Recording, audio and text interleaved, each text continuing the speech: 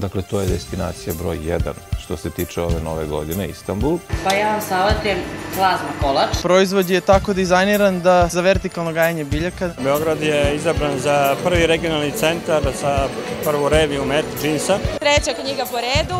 Nadam se da će proći dobro kao i prethodna, verujemo ljubav. Pa evo da kažem da mi smeta đubre. Ukoliko vas iz toplog i ukrašenog doma mame neke destinacije, evo pomoći. Turistički radnici kažu da u toku zime interesovanje raste uoči praznika i tokom zimskog raspusta.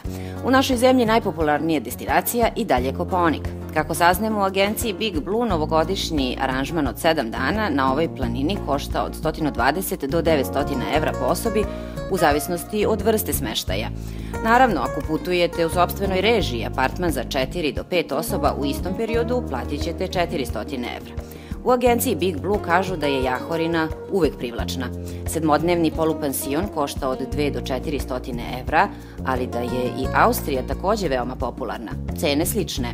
Kada govorimo o gradovima Evrope, a cene se u zavisnosti od grada kreću od 2 do 600 evra.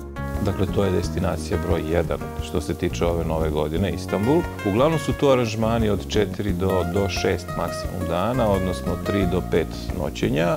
Mi smo, kažem, putnicima pripremili polazak za Istanbul po ceni od 215 eura, avionski aranžman je u pitanju da ne bude zabune. 3 aviokompanije lete, pa su cene pale, otud i niska cena aranžmana. Kako kaže gospodin Šćepanović, kriza se osjeća, ali njihovi aranžmani gotovo su prodati, pa čak i daleke destinacije poput Kube, Dubajija. Ipak, ako odlučite da sami organizujete putovanje, uz bezvizni režim, internet i malo truda, svaka je destinacija dostupna, često i po nižoj ceni. A ukoliko iz nekog razloga ipak ne otputujete, uvek vam ostaje ovaj grad koji po pravilu svojom zimskom ponudom nikada ne izneveri.